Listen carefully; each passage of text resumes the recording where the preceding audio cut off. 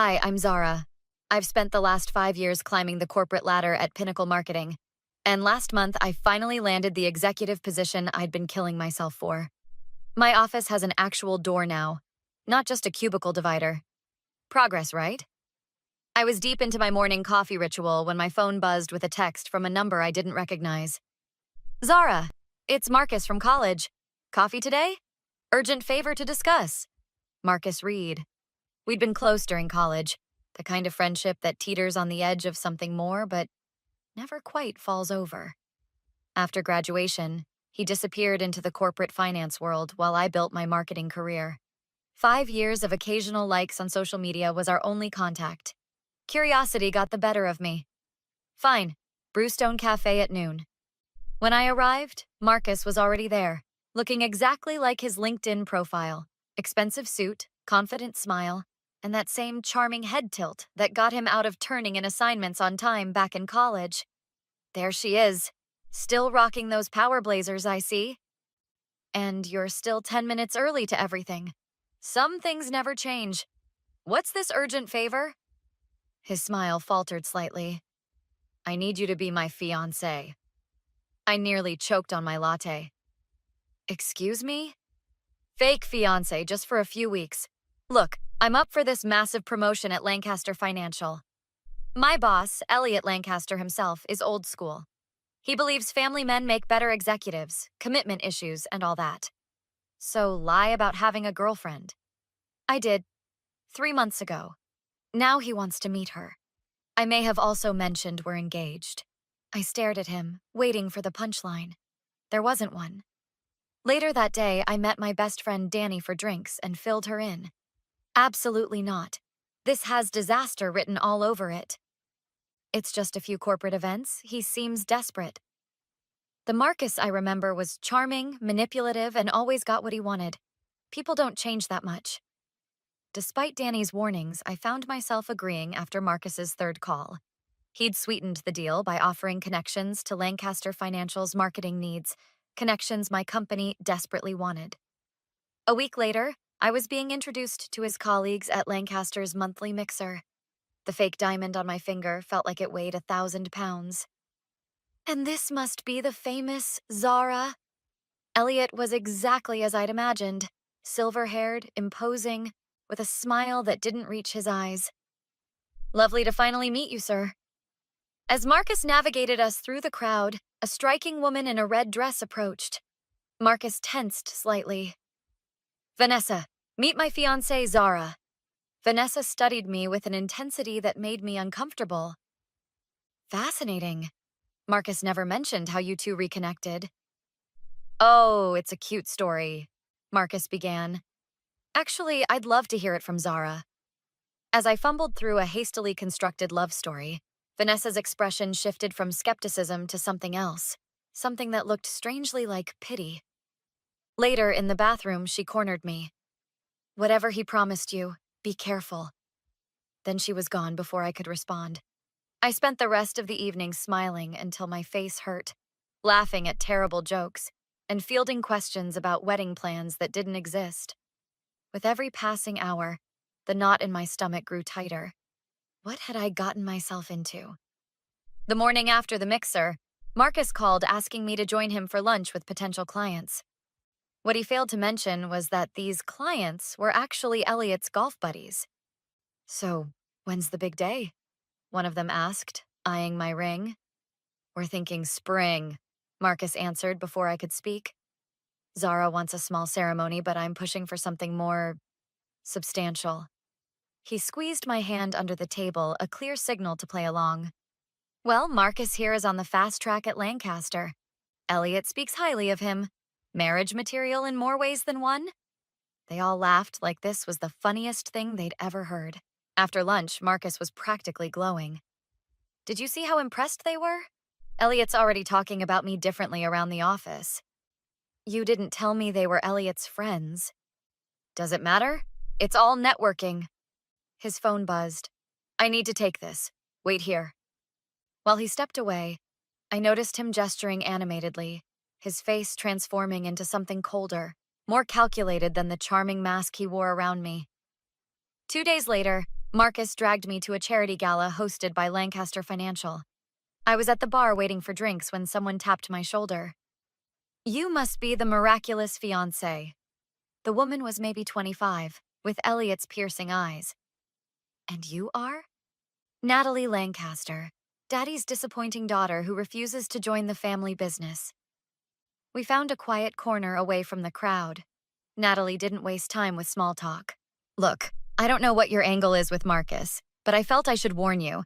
He's got a reputation. What kind of reputation? The kind where people become very useful until suddenly they're not. Last year there was this woman from accounting, Diane. She helped him access some files he shouldn't have seen. 2 weeks later, she was fired for security breaches. Convenient, right? My stomach dropped. Why are you telling me this? Because he looks at you the same way he looked at her, like you're a means to an end. Before I could process this, Vanessa appeared beside us. Natalie, your father's looking for you. After Natalie left, Vanessa lowered her voice. I see you've met our resident whistleblower. She's not wrong, you know. About Marcus? He does this. Finds people he can use, makes them feel special, then discards them. I've watched him undermine 3 colleagues who were competing for the same promotion he's after. How do you know all this? Her smile was bitter. Let's just say I used to wear a ring similar to yours. The revelation hit me like a truck. You and Marcus? Ancient history, but his playbook hasn't changed. Later that week, I stopped by Marcus's office to drop off the engagement photos we'd staged. His assistant said he was in a meeting, but I could wait in his office. While waiting, I noticed a folder with my company's name, Pinnacle Marketing, on his desk. Curiosity got the better of me. Inside were details about a potential contract between Lancaster Financial and Pinnacle, a contract I hadn't been informed about despite being the executive who would handle it. More disturbing were the notes in Marcus's handwriting about how to ensure the contract went to a competitor instead. I was still processing this betrayal when I noticed his laptop open with an audio program running. Clicking play, I heard my own voice from our coffee meeting 3 weeks ago. I don't know, Marcus. My company's been trying to land a financial client for months. Then his response. Help me with this, and I'll help you with that. It's what friends do. He'd been recording our conversations, every single one of them. I quickly backed away from Marcus's laptop as I heard footsteps approaching. My mind was racing faster than my heart. This wasn't just a harmless favor anymore. He was actively working to destroy my company's chances at a contract we desperately needed. I barely slept that night. The next morning, I called Vanessa and asked to meet urgently. I'm not surprised, she said after I explained what I'd found. We were sitting in a quiet corner of a cafe 2 blocks from Lancaster Financial. He did something similar to me last year. What exactly happened between you two? Vanessa stirred her coffee slowly. We weren't engaged. That was clearly your special honor. But we were dating. I worked in compliance. Marcus needed access to confidential financial reviews for companies Lancaster was considering acquiring. And you gave them to him? Not directly. He'd set up his phone to record when we'd discuss work over dinner. Then he manipulated the recordings to make it sound like I was explicitly sharing information. My blood ran cold. That's exactly what he's doing with our conversations. When I confronted him, he had already shown the recordings to the board, made it look like I was the one pursuing him to get information. I was quietly let go with a severance package and an NDA. Why didn't you fight it? The edited recordings were convincing. It was my word against his, and Elliot treats him like the son he never had. I pulled out my phone. I need to talk to Natalie. 2 hours later, the 3 of us were joined by Diane from accounting and James, a former Lancaster VP who'd mysteriously resigned last year. He fabricated spreadsheets with my login credentials, Diane explained. Made it look like I was siphoning client information to competitors. James nodded grimly. In my case, he edited emails between us. I was being groomed for the exact position he's gunning for now. The Lancaster Annual Gala is this Saturday, Natalie said. Dad always makes major company announcements there. I'd bet anything Marcus's promotion will be one of them. Then that's our deadline, I decided. We need concrete proof of what he's doing. I might have something. Vanessa pulled out a flash drive. I kept copies of the original recordings from my situation. Not enough to clear my name completely, but enough to establish a pattern when combined with what you found. James leaned forward. I've still got friends in IT. If you can get access to Marcus's laptop again, we could recover the original audio files before he manipulated them. I can help with that. Natalie smiled mischievously. Dad still invites me to his private pre-gala dinner. I'll make sure Marcus leaves his laptop unattended. What about the contract he's sabotaging for your company? Diane asked me. That's actually our ace. If we can prove he's deliberately tanking a beneficial business relationship to eliminate a perceived threat to his position. Vanessa finished my thought. Elliot hates nothing more than someone putting personal gain above company profits. We spent the next hour mapping out every detail. Natalie would get us access to Marcus's office during the pre-gala dinner. James would recover the original audio files. Diane would document the financial implications of his sabotage. Vanessa would coordinate with the gala's AV team, who she'd dated briefly after the Marcus fiasco. And me? I had the most dangerous job of all, keeping Marcus believing I was still his unwitting pawn until the perfect moment to spring our trap. The Lancaster annual gala was in full swing as I arrived in a midnight blue dress, the hidden recording device Danny had helped me set up safely concealed in my necklace. Remember, just get him talking, Danny whispered. Men like Marcus can't resist bragging. Natalie signaled from across the room. Our pre-gala operation had succeeded. James had recovered the original audio files, and Vanessa had rigged the projection system. Marcus appeared, arm sliding around my waist. There's my beautiful fiancé. Elliot's about to announce my promotion. Can we talk privately first? I led him to a secluded alcove, perfect for recording every word. Your company lost the Lancaster contract, he said smugly. I made sure Elliot saw certain concerns about Pinnacle's reliability, but we're one of the top-rated firms in the city. You were also a threat to my position. Can't have my fake fiancé having that kind of access, can I? Those recordings of our meetings will make excellent insurance if you ever decide to make noise. You recorded and edited our conversations. Allegedly. But who would believe you over me? Elliot practically considers me family. I smiled. Speaking of family, Elliot's daughter Natalie has become a good friend, as has Vanessa, and Diane, and former VP James.